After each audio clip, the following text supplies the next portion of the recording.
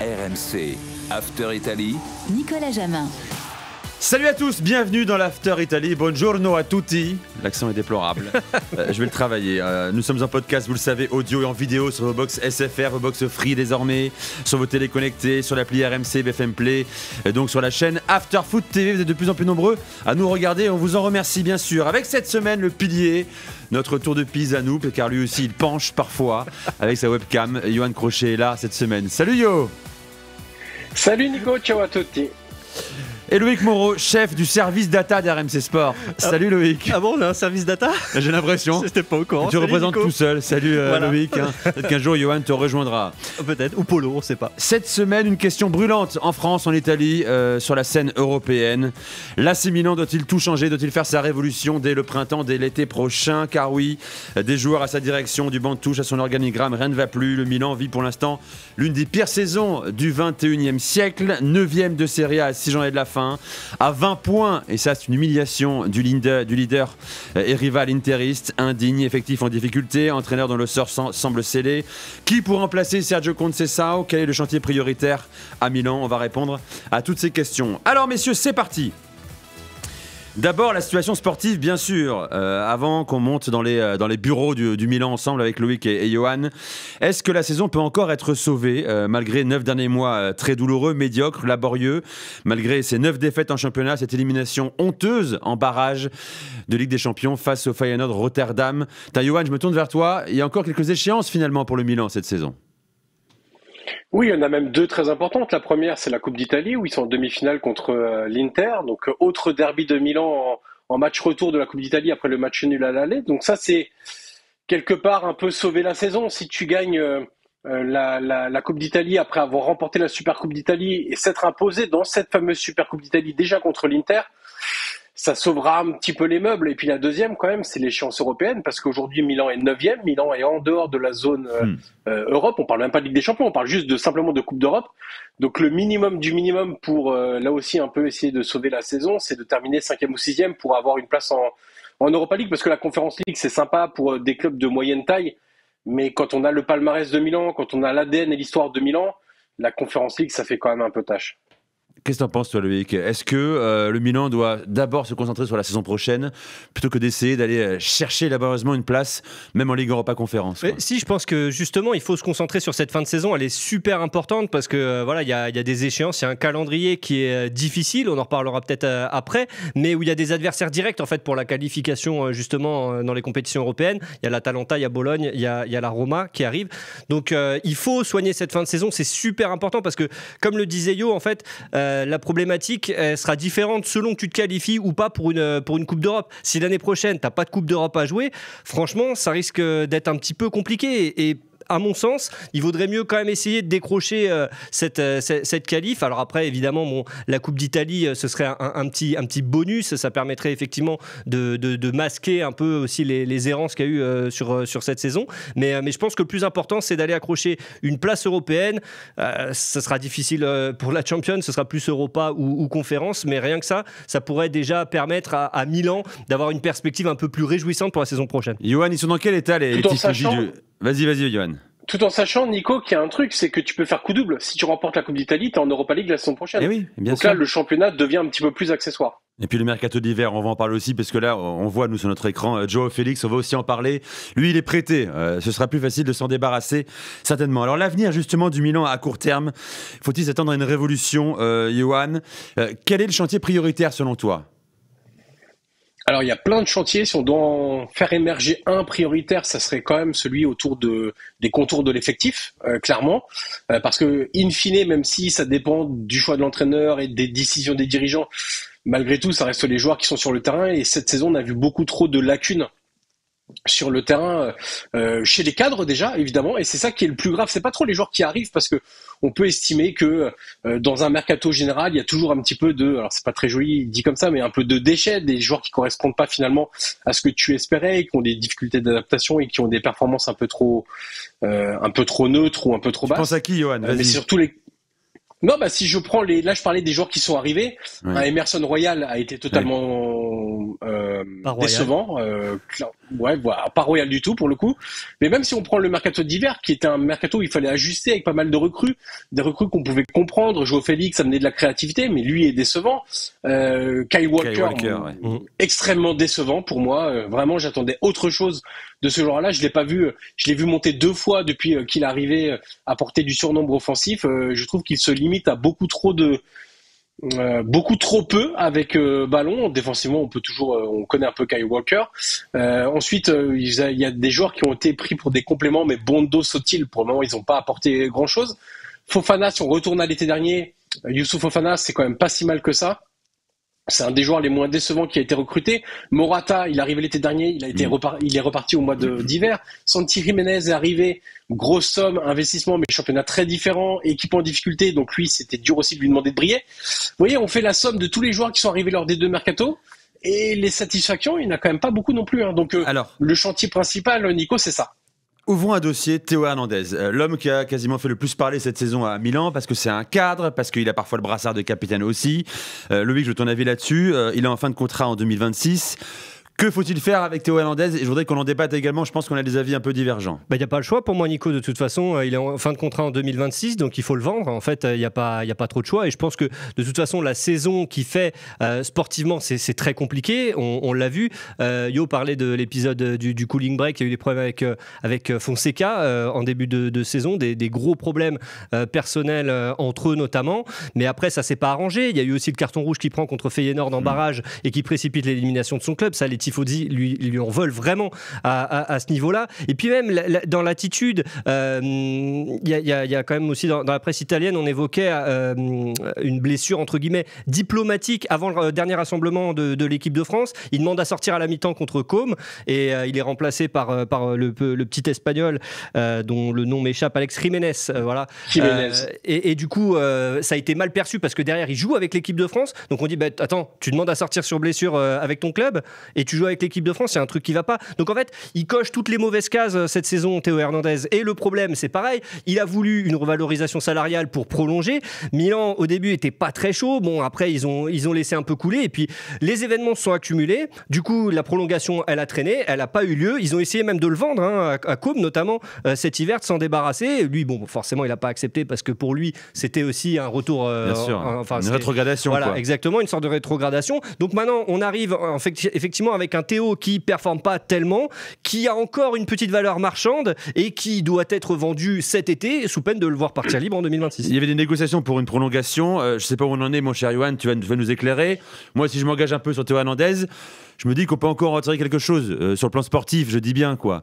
S'il y a prolongation, d'abord, il est un peu mieux depuis quelques semaines quand même. Et il faut se rappeler de ce qu'il a accompli aussi au Milan, Yohan. Ah oui, non mais ça, personne ne remettra en cause les accomplissements de Théo Hernandez à Milan, son importance, à quel point il s'est développé individuellement, à quel point il a contribué collectivement au succès, en tout cas au Scudetto, mais même aux bonnes places engendrées en classement par l'AC Milan. Ça, il y a pas de problème. Oui, il est un peu mieux récemment, mais il faut dire qu'il partait très très bas en début de saison aussi. On était face à un joueur totalement méconnaissable. Ça reste Théo, c'est un joueur qui, s'il retrouve la bonne stimulation, la bonne motivation, on le voit quand ça va un petit peu mieux. Enfin, cette saison, il est décisif 7 fois quand même pour un latéral dans une défense à 4, donc c'est pas rien non plus, c'est pas inexistant. Pour autant, il reste quand même globalement plutôt en difficulté sur la saison, et surtout la prolongation, il y a des chiffres qui correspondent pas avec ce que Théo montre sur le terrain. Quand vous demandez une somme très importante aujourd'hui à l'AC Milan, il faut que vous soyez en capacité de vous appuyer sur les performances sur le terrain. Or, c'est pas du tout le cas.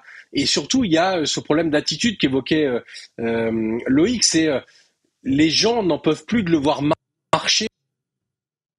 On va retrouver Yohan dans un instant. Tiens, justement, puisqu'il parle, et t'en parles un instant, Loïc, de ses prétentions salariales, c'est un des plus gros salaires au Milan, Théo Hernandez, aujourd'hui. Ouais, c'est 4 millions d'euros par mois. Donc, ça fait quand même une... Net d'impôts, là, on parle. Hein. Une sacrée somme. Ça classe, en fait, dans l'effectif de l'AC Milan, il y a juste Raphaël Leao et Temi Abraham qui touchent davantage. Alors, lui, forcément, il était aussi dans la perspective d'avoir un salaire qui soit à la hauteur de la réputation qu'il a, tout ce qu'on ce qu'on a évoqué.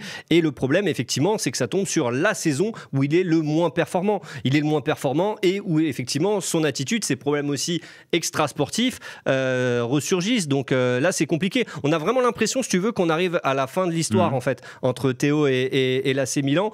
Et alors après, encore une fois, tout dépendra de comment Milan finit cette saison et de qui remplacera, s'il y a un remplaçant, à Sergio Conceição. Mais en tout cas, on se dirige quand même clairement vers la fin de l'histoire de Théo avec l'AC Milan.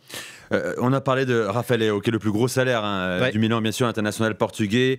Lui aussi critiqué cette saison, arrivé en 2019, Rafael Leao, je dis pas de bêtises. Je crois que c'est bien ça, Johan. Si, ouais, c'est 2019. 44 matchs cette saison, 11 buts, 11 passes. C'est la 4e saison consécutive en double-double, comme on dit en NBA. Quand même, malgré tout, Johan. Qu'est-ce qu'on fait de Rafael Leao, qui lui, a prolongé, il est en fin de contrat en 2028. Est-ce qu'on doit en parler quand on évoque révolution au Milan et se dire, allez, s'il y a une belle offre, on laisse partir et on reconstruit? Pour moi, c'est le joueur qui est le moins concerné par cette situation-là, parce que on parlait de fin de cycle, mais c'est le fin de cycle de l'ère Pioli en réalité. C'est-à-dire que ce qu'on a dit pour Théo, à un degré moindre, on pourrait le dire pour Leao, on pourrait le dire pour Mac Maignan et on pourrait le dire aussi pour Fikayo Tomori. C'est des joueurs qui arrivent au bout d'un cycle de 4, 5, 6 ans selon les cas individuels, et où tu te dis il faut régénérer un petit peu tout ça. Alors Leao, il est critiqué même quand il est bon. Partez du principe que en Italie, on estime tellement fort ce joueur, on voit tellement son potentiel important que s'il passe à côté d'un match sur 10, ça sera déjà pas suffisant. Ça, c'est une constante en Italie. Malgré tout, avec le salaire qu'il a, avec le statut qu'il a, on lui a donné le numéro 10, on lui a donné un contrat très important, long et surtout très important. On évoque aussi ce qu'a fait Milan dans le litige qu'il opposait au Sporting via Lille dans l'imbroglio de son transfert en France. Moi, j'attends plus. Évidemment, on attend toujours plus des meilleurs éléments. Donc, j'estime que c'est insuffisant cette saison aussi, même s'il reste un joueur décisif et qu'on a encore le sentiment cette saison, alors qu'ils ont tenté de rééquilibrer un petit peu les postes offensifs, que si ça passe pas par Leao, c'est beaucoup plus compliqué. Il y a moins de joueurs qui font la différence que lui. Et surtout, c'est un peu ce seul profil de 1 contre 1. Donc, moi, je le ferai pas partir. Après, si tu veux le faire partir, il y a une raison qui pourrait mettre tout le monde un peu d'accord, c'est avec le transfert que tu fais sur Leao, tu peux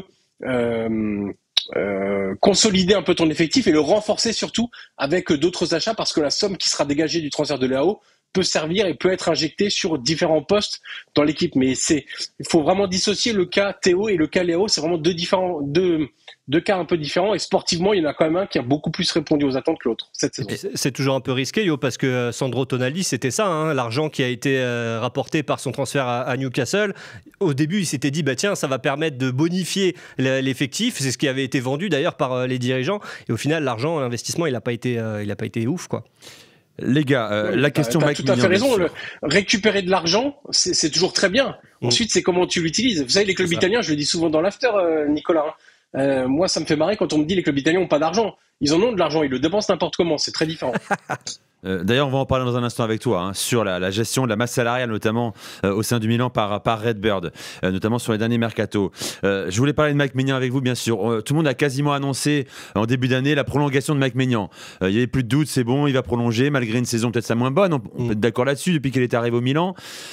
Finalement, aucune officialisation pour l'instant, Johan, concernant l'avenir de Mike Maignan. Non, statu quo, on attend, parce que là encore, même chose que Théo, on estime que les requêtes ne vont pas avec les requêtes salariales du joueur, ne vont pas avec les performances affichées sur le terrain. Mais ça peut se comprendre aussi du côté des joueurs, il ne faut pas forcément les pointer du doigt et dire ah là, ils demandent trop d'argent. Mike Maignan, il a 29 ans, Théo, il a 27 ans. Ils savent que leur gros contrat, le plus gros contrat de leur carrière, c'est maintenant.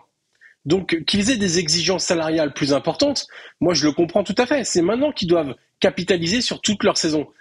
Néanmoins, ça arrive à un moment où ils sont dans leur moins bonne saison à l'AC Milan. Donc, les dirigeants, justement aussi, si on se met de leur point de vue, leur disent « Mais les cocos, c'est bien gentil tout ça, mais c'est beaucoup d'argent pour un club italien. Les clubs italiens ne dépensent pas autant que ça.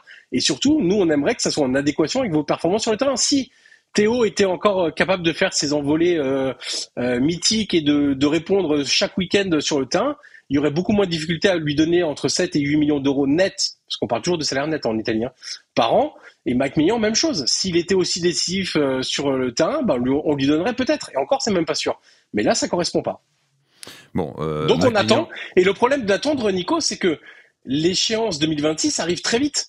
Et si tu les prolonges pas maintenant en te disant on attend parce que peut-être que leurs exigences vont être revues à la baisse puisqu'on attend et qu'on leur dit que c'est trop, mais en même temps en juillet là, il y a des clubs qui vont commencer à se dire ok, peut-être qu'ils vont nous demander à nous un très gros salaire, par contre il n'y a pas d'indemnité de transfert dans un an. Exactement. Donc le lissage, l'amortissement sur le bilan comptable, il sera beaucoup plus facile à assumer.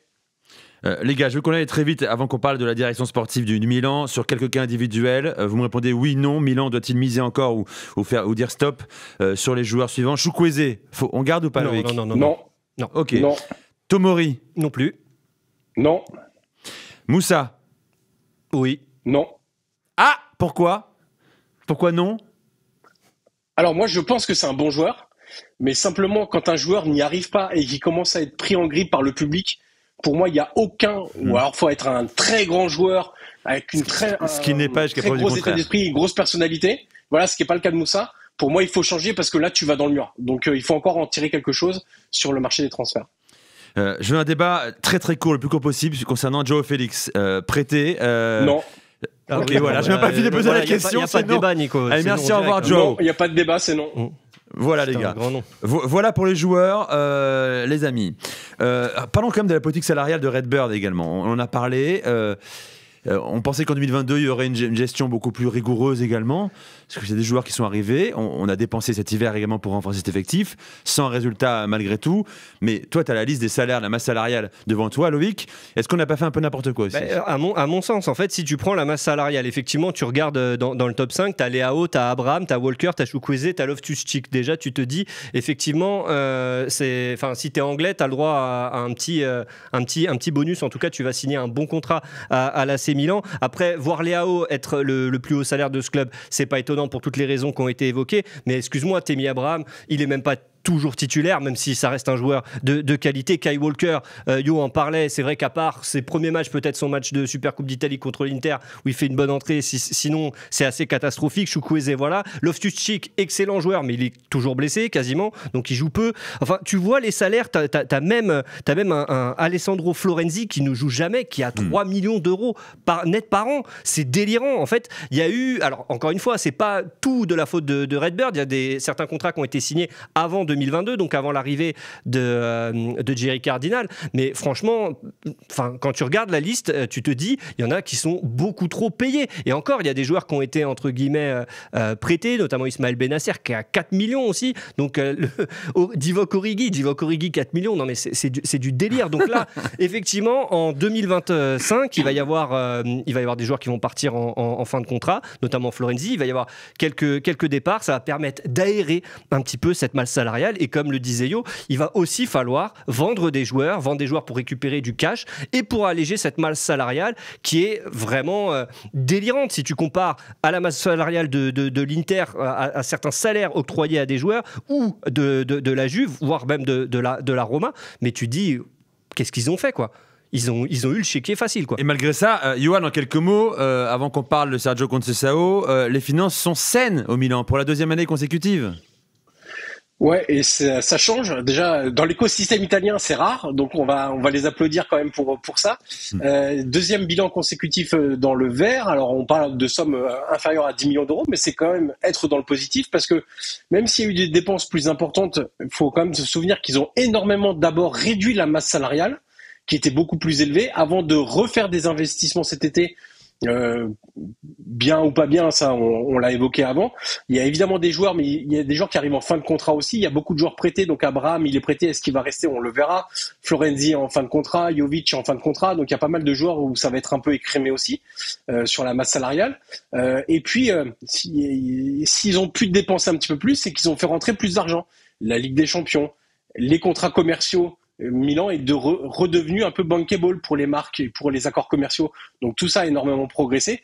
Donc dans une saison très négative sportivement, il y a quand même des bonnes nouvelles, au moins sur le volet économique. Autre dossier majeur, la question de l'entraîneur. Plus trop de suspense a priori concernant l'avenir de Sergio Conceição, arrivé en cours de saison, sous contrat jusqu'en 2026, mais contrat qui peut être cassé unilatéralement par les dirigeants du Milan. Un mot quand même, Johan, Max Allegri, que beaucoup annoncent aujourd'hui sur le banc du Milan la saison prochaine. Fake news, comme dirait Donald? Alors, on dirait référence. Je te laisse la référence, mon cher Nico. C'est une référence. Non, mais en tout cas, très belle campagne de communication de Max Allegri et de son entourage. Alors Max Allegri nous fait croire que non mais moi j'ai parlé à personne. Bah non, si c'est pas toi, c'est dans l'entourage. Mais on a eu quand même une vingtaine d'articles dans la Gazzetta dello Sport en 3 semaines pour nous expliquer combien ça serait un super choix, combien les joueurs adoraient avoir cet entraîneur, combien il l'a gagné, combien ça serait le meilleur entraîneur du monde. Bon, en réalité, on en est très très loin. Milan, je les vois pas prendre un entraîneur comme Allegri vraiment, et en interne on rigole un peu. Mais ce qui est certain, c'est que si on parle d'Allegri, mais on parle d'autres entraîneurs aussi, c'est parce que on a le sentiment que Sergio Conceição, malheureusement, n'aura pas réussi à inverser la tendance sous Paulo Fonseca, qu'on a revu les mêmes problèmes que sous Paulo Fonseca, que même s'il y a un peu plus de caractère sur les fameuses remontadas où ils ont réussi à retourner des matchs, mais si tu retournes des matchs, ça veut dire que pendant les 45 premières minutes, tu as été catastrophique. Et donc, ça pose aussi la question de comment tu démarres les matchs mentalement aussi, quelle implication tu mets dès le coup d'envoi. Et puis malgré tout, sportivement, moi je vois les joueurs du Milan qui se demandent à qui passer le ballon, qui sont perdus sur le terrain et où tu as le sentiment qu'il n'y a pas grand-chose qui est travaillé offensivement. Donc oui, il y a peut-être 0,5% de chance que Conceição reste à Milan, pas plus. Alors qui peut prendre l'équipe bien sûr, c'est ça. T'as un nom, toi, Johan, qui te vient en tête, ou des infos peut-être aussi d'ailleurs? Moi, je pense vraiment qu'ils feront une tentative pour Vincenzo Italiano cet été. Et je pense même que la saison d'Italiano à Bologne, t'as raison de le préciser. Ouais. Voilà, exactement. Je pense même qu'à Bologne, ce qu'il fait à Bologne confirme sans doute certains dirigeants dans le bien qu'ils pensent de Vincenzo Italiano. Parce que c'est pas juste réussir une fois. Alors, il avait déjà réussi à Trapani, à Spezia. C'est pas juste réussir à la Fiorentina et de les emmener 2 fois en finale de Conference League. Là, à Bologne est une anomalie cette saison, avec la Ligue des Champions qu'ils ont découvert, alors même s'ils n'ont pas été brillants, encore que les 3 derniers matchs étaient bien meilleurs, avec la Ligue des Champions, en allant jusqu'en, maintenant on peut quasiment le dire, finale de Coupe d'Italie, ils sont mieux classés en championnat que sous Thiago Motta, avec un jeu encore plus moderne, plus agressif. Ce qui plaît beaucoup à des observateurs du football italien, c'est l'agressivité, donc le pressing demandé par Vincenzo Italiano à ses joueurs. C'est quelque chose qu'on voit dans d'autres championnats, qu'on voit pas assez en Serie A, quelque chose qu'on voit le contre-pressing ou le pressing, on le voit beaucoup en Première Ligue, on le voit beaucoup en Bundesliga, on le voit pas assez en Serie A, et lui à ce côté-là. Donc je pense que en plus dans la volonté d'italianiser un petit peu à la fois l'effectif, peut-être la dirigeance, je pense que ça peut être une tentative très intéressante sur Vincenzo Italiano. Ensuite, on parle beaucoup de Sarri, mais j'ai du mal à y croire aussi. 5e de Serie A, Italiano, hein. Tu l'as dit, qu'il fait mieux que Thiago Motta dont on tressé les lauriers la saison dernière. Il fait mieux en termes de points également.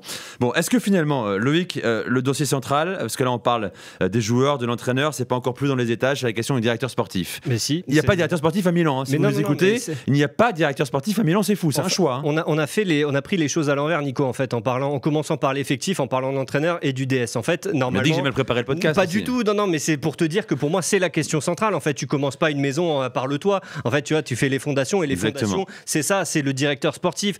On voit bien qu'il y a un problème de dirigeance à la tête de l'AC Milan. On en parlait la dernière fois avec Johan. En fait, la problématique, c'est qu'effectivement, il manque un DS qui puisse impulser une politique sportive. Quand tu regardes tous les clubs italiens dans lesquels ça marche, il y a toujours cette figure-là. À l'Inter, c'était Marotta avant qu'il devienne président. À Bologne, c'est Sartori. Yo soulignait le bon travail de Bologne. Sartori, c'était aussi à l'Atalanta. Bref, il te faut une figure comme ça, une figure qui impulse la politique sportive. C'est ce que Milan est en train d'essayer de faire. Il y a le nom de Fabio Paratici, l'ancien DS de la Juve, qui a été évoqué. Finalement, ça devrait pas se faire. Peut-être Iglitare, l'ancien DS de la Lazio, qui a une vraie réputation aussi. Mais pour moi, c'est ça le choix central. C'est d'abord, tu définis une politique sportive avec le choix d'un DS, et après, du choix du DS découle le choix de l'entraîneur avec un style bien propre, et surtout vraiment essayer de déterminer ça, parce que tu regardes cette saison, Fonseca, un entraîneur qui aime le beau jeu, qui aime la possession, qui aime tout ça. Tu passes de Fonseca à Conceição, qui est un peu son antithèse, donc c'est un peu un délire, et derrière, après, tu dessines ton effectif. Mais d'abord, tu commences par le DS, entraîneur, et après l'effectif. Johan. Ouais, j'ai une lecture légèrement différente. Pour moi, il n'y a pas un problème de manque de dirigeants à Milan. Je pense qu'il y a des dirigeants qui sont compétents.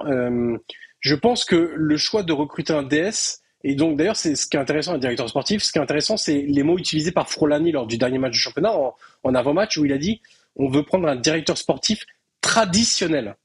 C'est le mot qui a été utilisé, parce que eux avaient choisi une structure dirigeante totalement différente, un peu à l'américaine avec les general managers ou le directeur des opérations, pour parler des sports américains, et une structure très différente où on voulait pas se mettre en avant. Il y a un truc dans le football italien qu'il faut comprendre, c'est que les supporters et la presse italienne est attachée à une chose, que le directeur sportif ou directeur technique ou directeur général, peu importe, vienne parler avant chaque match à la télé italienne au micro du diffuseur. Et si vous ne le faites pas, vous vous faites dézinguer. Et je vais prendre 2 exemples. On a évoqué Milan. Prenez la Roma avec Ghisolfi qui est arrivé cet été.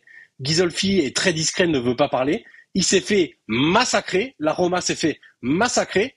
Du jour au lendemain, on a dit à Ghisolfi, dis donc, il va falloir aller parler au micro. Et maintenant, à chaque match, Ghisolfi vient répondre à 3-4 questions du diffuseur. Et bizarrement, on n'entend absolument plus rien sur Ghisolfi, même s'il y a des choix d'ailleurs au mercato hivernal qui n'ont pas été bons. Donc pour moi, c'est plus une réponse à la pression des supporters et de la presse italienne de manière générale qui vont choisir un directeur sportif traditionnel.